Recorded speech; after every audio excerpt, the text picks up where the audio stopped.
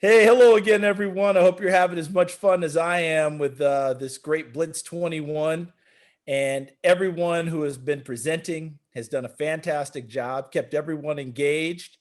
I can't keep up with the speed Coach Landau was talking about, so that part's just not going to happen for me. But no one cares about that. What you care about is what we have coming up, because we've got the best in the business. Going to talk to you more about some strength and conditioning. Fantastic panel. I'm going to bring back Mr. HEWITT Tomlin to make sure that he properly introduces each and every one on the panel and let you know what you're in for now. HEWITT, take it away. Thank you, Charles. Pleasure to be back here. I am super excited about this panel, being that we have a panel of high school strength coaches here. At Team Builder, high school is our foundation, our bread and butter. And I've seen every one of these coaches speak and present before. And every time I watch, this is the moment where I wish I had a strength coach like this when I was in high school. It would take too long to introduce the whole panel. Apparently, I'm going to introduce the moderator, Gary Schofield, and Gary will go on to introduce the panelists. Gary Schofield is a very good friend of mine. Gary is currently the Director of Youth and High School Development at Play. He's the co-founder of the National High School Strength and Conditioning Association. If you're not a member, you should join. If you have a strength coach, tell him or her to join immediately. He's also the chairman of that association and consults with multiple high school strength coach programs all over the country. With over 20 years experience of coaching high school football strength and conditioning, Coach Sco has worked individually with thousands of high school athletes that have gone on to NCAA D1 scholarships and over 100 professional athletes and 3 Olympians. Coach Schofield. Thanks, HEWITT. Thanks so much. Honor to be with you guys tonight. I was so excited when we were offered, and when we put together a panel. I couldn't think of three better coaches to join me. We got Ryan Johnson from Wayzata High School in Minnesota.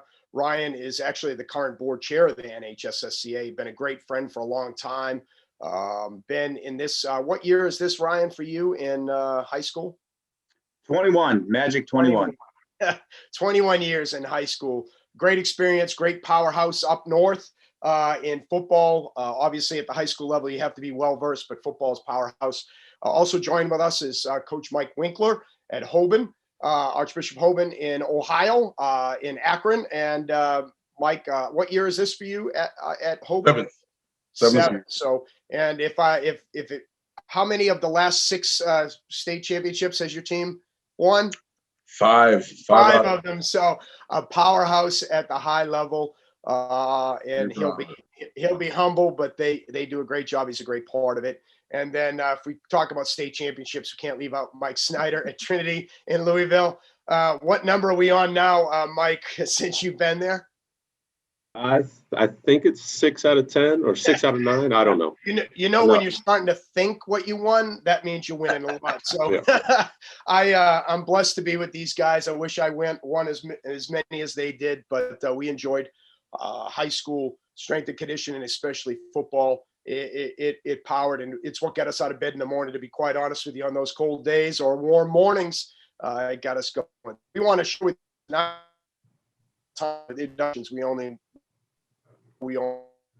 minutes to cover some topics that we think might be of interest. So we're going to cover 3 topics tonight for you all, and they're going to be based on what do you do with your junior high, what do you do with your Block Zero programming, what do you do for game day prep on a Friday specifically for football, and what's the importance of having an in-class program versus a before and after school program. So we're going to kind of attack those 3 things in a roundtable format. You're going to have all our info shared with you. Welcome any questions or content and any connection following this, obviously, at any time. So first one, guys, let's talk into the Block Zero program, because that's a foundational concept that's really gathered a lot of traction recently about our junior high program or our base program or our feeder program, whatever you might want to call it. I know for myself, especially with the programs that I'm working with currently, it's changed over the years. We really focus on a concept of movement. Don't worry about, in our program, we don't worry about the lift as much as what the lift does to the athlete. So we're really worked on movement proficiency. And what I mean by that is we're going to do a 6th, 7th, 8th grade building program. And we use the 1x20 program. If you've heard about that at all. We use them, Michael. You're going to hear different programs from all of us because there is no one right way. Let's just establish that. That's what makes this discussion great. It's what works best for you all. So I work a 1x20 program. I like it because it repeats the same movement, and I can build in our 6th grade a big 5 movement of squat, hinge, push, pull, and carry. Debate whether carries should exist or not. I like them. And we do that in our 6th grade program. We build into our 7th grade program. We adapt and grow that into the 1x14 version, and we add in a posterior chain, a single leg stance, and a core development program, so that we're now growing that list a little bit longer of what we're working on. And we get to 8th grade and we start really looking at movement productivity and movement skills. And again, we go into the 1x8, occasionally drifting back to 1x14 for strength, 1x8 for speed. So they're starting to transition and understanding things. And we take our posterior chain, our core, and our single leg stance, we blow that out a little bit. My posterior chain is now going to be one day glute focused, one day ham focused, one day might be swing focused.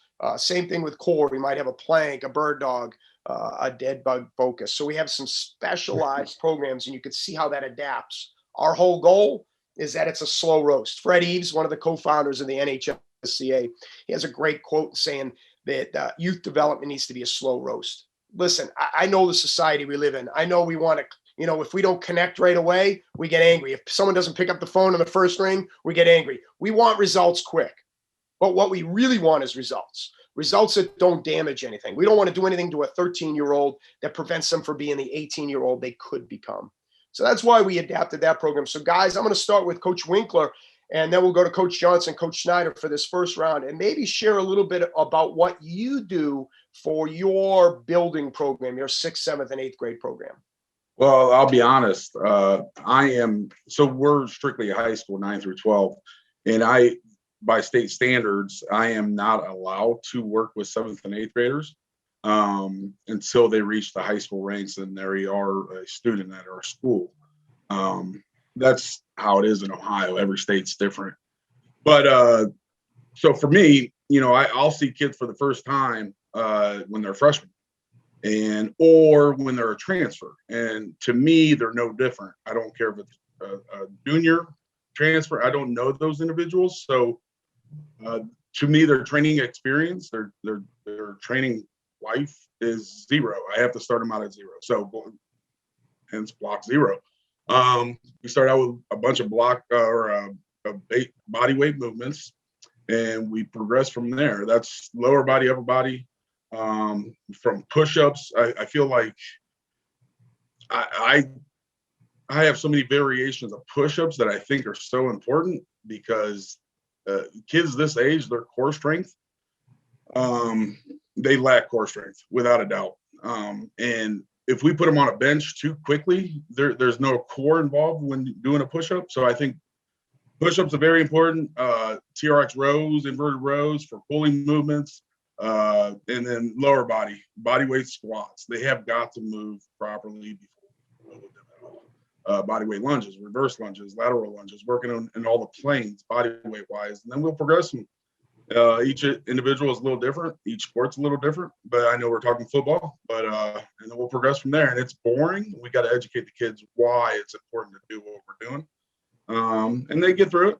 Once they get through, they'll have fun, pushing some weight. So that's where we're at. I love that. There's definitely been a shift, right? So in the last probably 5 to 8 years of just telling kids what to do and now telling them why they need to do it, right? And so if we don't adapt that way, and there's no difference in the block 0 or any of the program where it can get monotonous at times, we have to make sure that we're coaching it. And that part of that is explaining the why. Coach Johnson, how do you handle that? Well, we're a little bit more fortunate in Minnesota where I get to work with these kids in the summer. I'll see these kids in our summer program.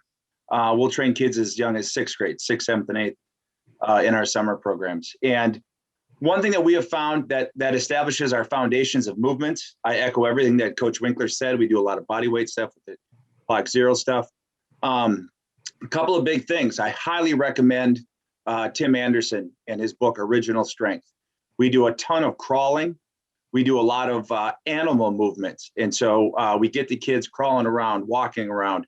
We call it animal crackers, duck walks, bunny hops, Spider-Man crawls, mountain climbers. things that that age group really relate to. They like the game aspect of it. You can do it with a large group. A lot of times, kids of this age, the scheduling isn't always conducive and ideal for them with space. So a lot of what we do is conducive to what we can do with the number of kids we have and where we can get them. We want to get these movements in. We want to build this core strength. We also consider this, I consider myself an educator first, I guess, a lot of times. And this is a big language initiative.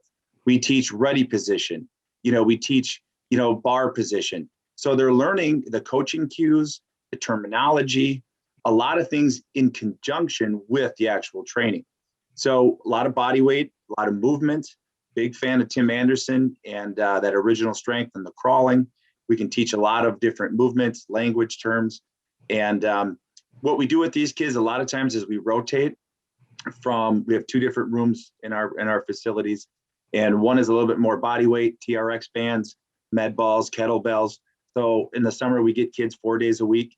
So 2 days a week in that body weight room, and then 2 days a week in our actual weight room. And we'll actually put bars in their hands. I've taken, our custodians helped us out. We took these metal rods and cut them down and kind of shave the ends down so they're not sharp. We coat them with wax so they don't rust up. It's about 12-pound bar. And we got a lot of kids training with a 12-pound bar, a little bit more weight than a PVC pipe, is a little bit more resistance. But we're teaching our cues, our movements, our patterns. Again, it's a language initiative as much as it is actual training. And really what it is it's kind of teaching them how to train, get them ready to train. Because let's be honest, kids of this age, a lot of times they're not necessarily, ready to be fully trained. So we partner up a lot of the crawls, a lot of the body weight. We do get some of these training bars in their hands just to get that experience and get them exposed to training. And again, that language. Yeah, I love that. Tim Anderson's original strength really, to me, is the primal movements, right? It's some of the things that we think only for this group too, but it's great to revisit with some of your older groups. And then looking at that athletic stance or Olympic basic development with PVC pipe work, that's developing the basis of explode, right? That movement of explode. So I love that component. Coach Snyder, how do you handle your youth development feeder programs, block zero, so to speak? When we first get our guys, we, because I'm a private school, so I can't, again, we have certain rules. But once kids register for us, right, and we know that they're coming, I actually get to see the incoming freshmen 2 days a week right after spring break. So we usually see them on Mondays and Wednesdays. And I'm going to echo some of what Coach Johnson and yourself, Gary, said. Tim Anderson's original strength is a big foundational part of what we do with our Block Zero work. So when I speak with parents at open houses and everything, I tell these parents and these kids that we start from the ground up. And when I say that, I said literally on the ground. We spend a lot of time crawling. We spend a lot of time in soft rolls and hard rolls. And then something that we also do, and I think a lot of this is because we're starting to see the PE go out of the younger schools, we spend a lot of time tumbling. I try to teach the kids how to fall. Especially in a sport like football, you're getting hit from all angles. And it's you don't really think about it, but you got to know how to hit the ground and you got to know how to absorb force and roll. So that's a very big part of it, of what we do. I'm fortunate to have our wrestling room right near our facility. So we spend a lot of time up there barefoot on that soft ground to where we're not too worried about them hitting the ground. But outside of what we do with the Tim Anderson work, it's heavily body weight. Again, echoing what a lot of us have already said. When I see them in April, we really don't get on a barbell until we get close to August. So again, I'm seeing them 2 weeks from April to August without touching a barbell. Now we do get obviously into some dumbbells and kettlebells, but a lot of it is going to be isometric work, drilling the heck out of positions, and then eccentric work with our upper body, with our chin up variations. And then again, what Coach Winkler said, the push-ups. All right, so many kids cannot just do a standard push-up.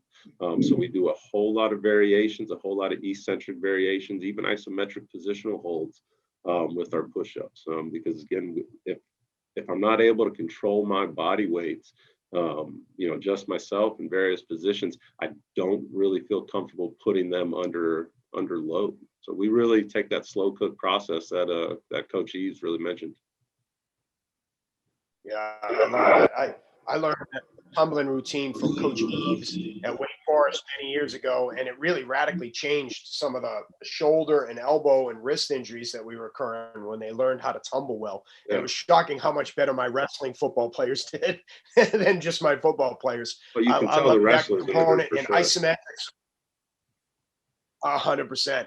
And isometrics are the hidden gem of training. I think maybe during the pandemic, those that utilize them started realizing maybe some of the potentiation that they have, because you don't max an isometric lift, but you can get maximal muscle contraction from an isometric lift. So I think that's a hidden gem.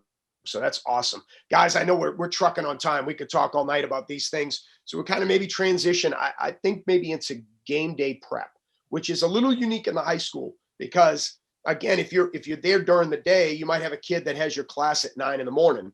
And the game's 7 p.m. And so to me, it was always twofold. It was what I was going to do during the day, but then it was also pregame. So I kind of had a two-phase approach. So yeah, we definitely did lift on game days. There was no question about it. And it definitely in class was definitely more nervous system generated. So a lot of high velocity. So obviously the load comes down, driven lifts to kind of stimulate. But again, I would recognize if they're lifting at 9, how long does that last? So I don't think it did anything to damage them for that game, but I don't know if it prepped them. So I also needed a pregame ritual, but I'm a huge on ritual. And you're gonna hear that word twice now and in one sentence. Huge on whether it's an away game or a home game, that my athletes felt the same going into that game. I was adamant about that. So I didn't want to do something that we could do at home that we couldn't do on the road. So when we traveled, we did something unique in the end zone, and we had a really 5-phase. We came out, we did a little faux jump rope things to thermoregulate, get them up there. And then we split them into 4 groups, and we would walk through, and they would do some soft tissue. Might be foam roller, lacrosse ball. We have a group doing that. We'd have a group doing some dynamic mobility. And so they were actually, it looks like stretches, but it's more movement. Get that from a guy named Mike Bewley, dynamic warm-up movement assessment. Some version. And then we worked on some activation. So our activation was some bands for the hips, because they usually sat all day long. We didn't want to do that. And then we finally got all together again, and we did something I stole from Donnell Boucher and a speed ISO series. So on the whistle all together, we would do some quick ISO lunges or switch feet. There was a whole segment that we would do, and then we break it up and they were gone. It took 12 total minutes. We would do it on the road. We would do it at home. We did it at the same time. Then they went in and they did their pregame, and it transitioned them from mentally from class to schoolwork. So I like that. So maybe we'll reverse it this time, and we'll go Coach Snyder. You open us up, and they'll go Coach Johnson, Coach Winkler this time down. Maybe something either you did in class or something you did pregame. Yeah, so in class again, so I teach classes during the day, so we do have strength and conditioning classes. It's not a deal where I would see every single one of my football players in class. It would just depend on the day, and then also just some of my football players, just because we're a high academic school, they've got a lot of academic rigors that they've got to take, so they might not even have my class. So if I saw you, great, we would try to take advantage of that. And again, Gary, to echo what you said, it would kind of be some of those high velocity things. So you would see a lot of jump variations, or if we were doing an Olympic variation, we're looking for light load. We want to see that bar move fast. A whole lot of med ball work, but then after that, I'm a big believer in the psychological aspect of it. So if a kid really enjoys doing a certain thing, once he's done what I want him to do, so if I want him to hit his 3 sets of 2 on hang cleans, great. If he wants to do a little feel good bench press and he's feeling good, okay. You want to go bench, go do it, or you just want to look good in your sleeves, okay, go catch a little arm pump. So for me, that's kind of my approach on game day. Check the boxes that I want to have, and then we'll let you go do your deal. But then I realize that I'm seeing this kid at 10:20 in the morning, and we're playing at 7:30 at night. And my personal reflection, I need to adopt something that I can both do at home and on the road, much like you yourself did at GAC. So that's gonna be an area of growth for me. Yeah, awesome. Coach, Yeah, so I'm going to echo exactly what both of you said about the actual lifts and the structure, light, explosive, med balls, all of that. I'm going to talk to the coaches here directly and talk about when to do this. We have found the couple of different programs that I have worked with. There are, obviously in class, we're teachers, we do this, we want to get kids up moving. But you football coaches, I've had great success from two different styles. One is to bring the kids in the morning and do this. And that aspect is probably not so much to do with actual performance from that lift, but it's the mindset.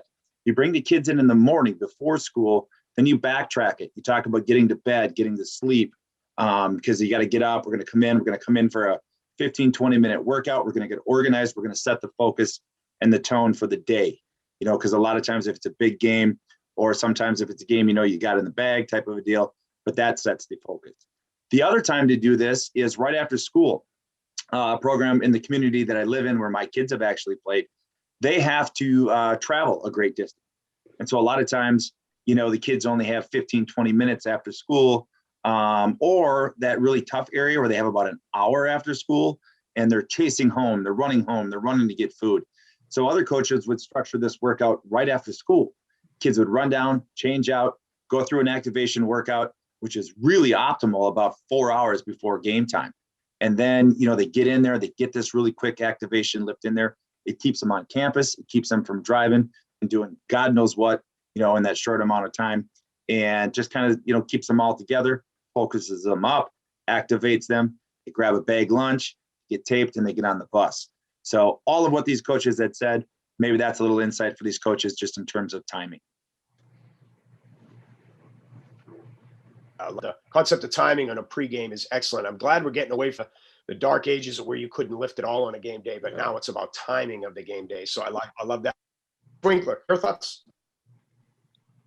Yeah, this is what's great about what we do as high school strength coaches. So we're all in different situations. I do not see the kids throughout the day, throughout the school day. I'm just a strength coach, and we get working right after school. But on Fridays, for example, we don't lift on game days because, for one, we don't have kids throughout the day.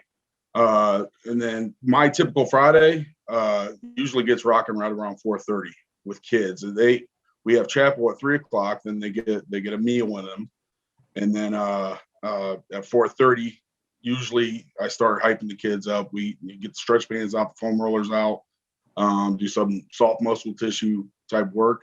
And then 5:50, that's I'm responsible for the timing, the pregame timing on the field. So at 5:50, the specialties go out, the kickers, the returners, the speed guys.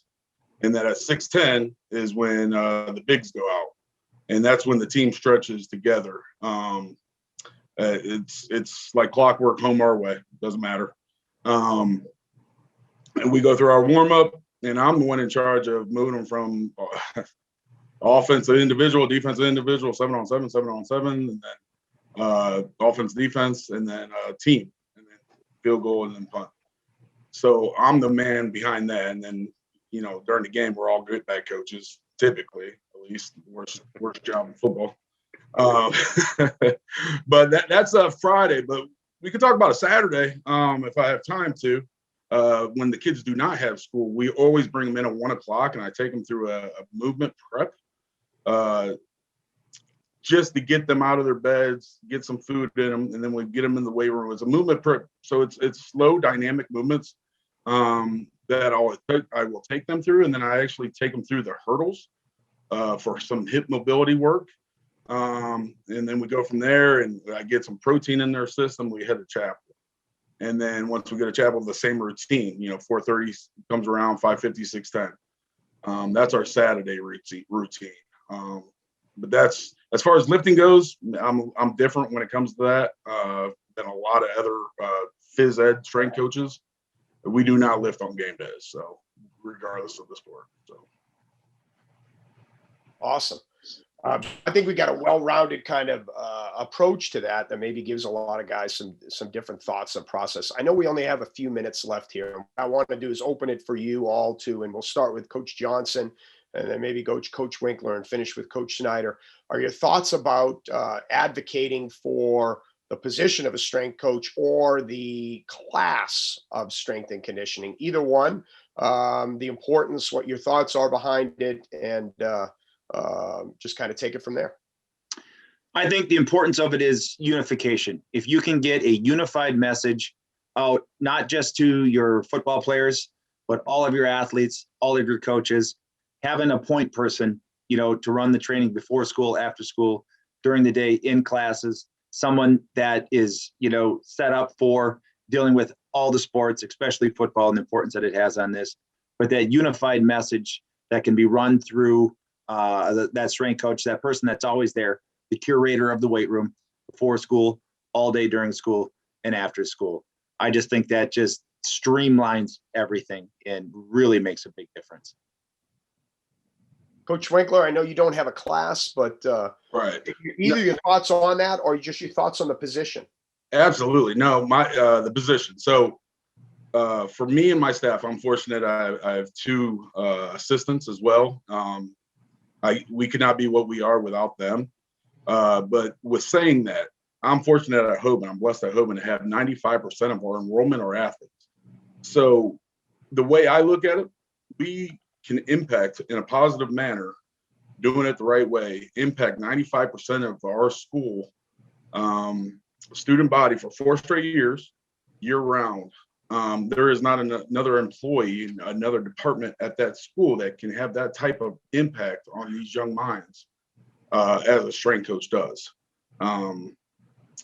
Like I said, 95% of the students we get to work with year round for 4 straight years, and I don't know who else can say that. So that to me is I don't know.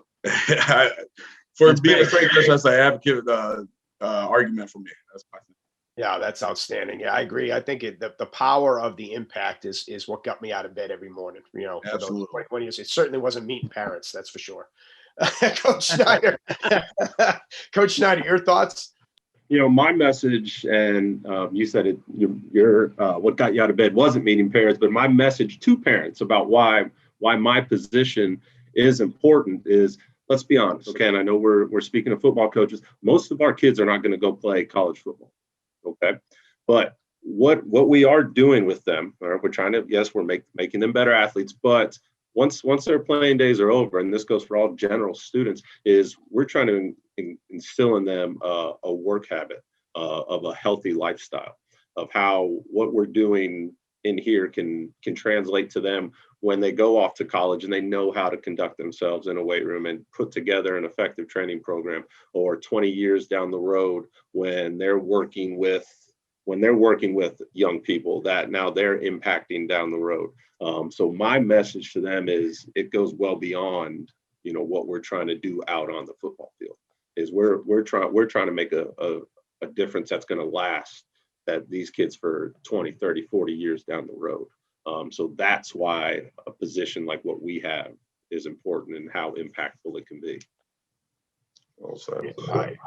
I can't agree any more than that. I tell coaches all the time, especially in the role that I have now, where I'm traveling around and doing a lot of consulting, that it's not a numbers chasing. This position is not just about bigger, faster, stronger. And don't mishear me. We need to be effective. We need to be getting kids bigger, faster, stronger. But it's about 2 things. And it comes back to these 2 things. And I know, Coach Snyder, you've heard me say this several times over the last several weeks, is play more, play better. Do our kids improve in performance from working with us or working with the football coaches? Great. But do we prepare and protect them? Do we allow them to have longevity in life and enjoy the process, right? So play more, play better, and wrap it in a world-class experience. To me, that's what high school strength and conditioning is all about. I see Coach Davis joined us. I think we're wrapping it up. I think we hit the time, believe it or not. I can't believe we did it, but I think we knocked it out. Hey, no one should be surprised that you hit the time. I mean, that's a big part of what you guys do in terms of teaching the time management, making kids understand it, respect it, And then once they grab onto that, you see how it keeps flowing. So I have absolutely no surprise at all that you hit that. I mean, you guys are going to hit it within a second. So that's not an issue at all. But number one, thank you very much for taking the time. Thank you very much for the presentations. And if there's one thing I want everyone to carry with them from this presentation, if you didn't believe it before, it doesn't matter what your level, your strength and conditioning coaches, they have such a huge impact on your program. That trust that you have in them and that trust that goes throughout your program from them back to you, it's absolutely invaluable. It's not just college coaches, it's high school coaches, it's any level, strength and conditioning. And by the way, we joke about you guys as former players, but you know darn well when we come back to campus, who do we come running to see? First ones, Come to see you guys. You know that. Right? You all know that. Thank you very, very much. Appreciate that. Make sure you stick around, folks, because one of the greatest executives in NFL histories, he's up next. All right. And we're going to hear from, he's an absolute front office legend. He's a Hall of Famer.